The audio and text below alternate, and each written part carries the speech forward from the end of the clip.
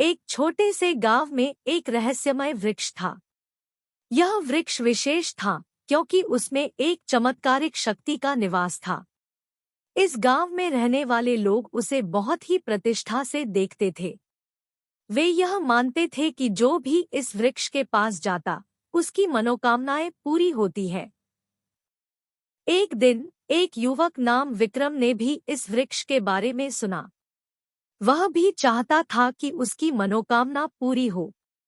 उसने अपने दोस्तों को साथ लेकर वृक्ष के पास जाने का फैसला किया।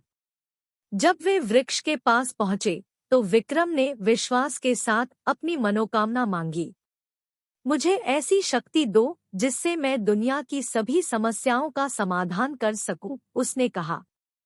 बारिश की बूंदों के साथ वृक्ष ने एक चमत्कारिक फल गिराया। विक्रम ने उस फल को उठाकर देखा और उसकी आंखों में चमक आ गई। उसने धन्यवाद दिया और फल को साथ ले गया।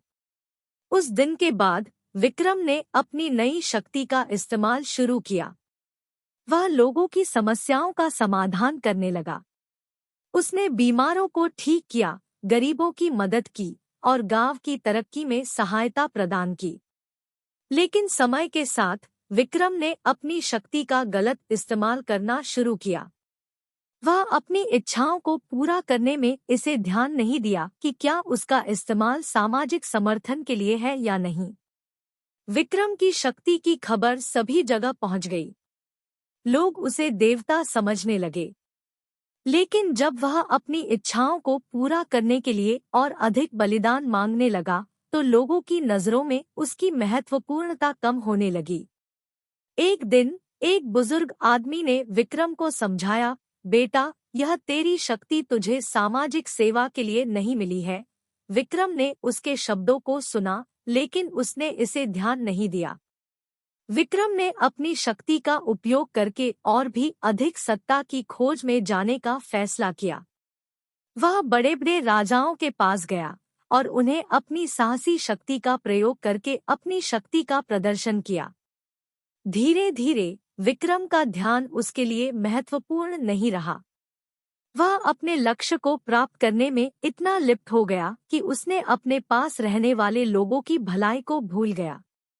एक दिन एक व्यक्ति उसके पास आया और उसे समझाया, विक्रम, तेरी शक्ति का उपयोग गलत हो रहा है। तू अपने लक्ष्य की भलाई के लिए नहीं बल्कि अपने समाज की सेवा के लिए इसे प्राप्त किया था। विक्रम ने उस व्यक्ति की बात सुनी और अपने अभियान को समाप्त कर दिया। उसने अपनी शक्ति का सही उपयोग करने का निश्चय किया और अपने गांव में समाज की सेवा करने का वादा किया।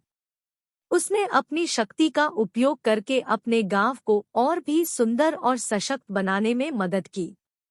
उसने गरीबों की मदद की, विद्यालय बनवाया और सामाजिक रूप से पिछड़े वर्ग के लोगों को समर्थ बनाने में योगदान दिया।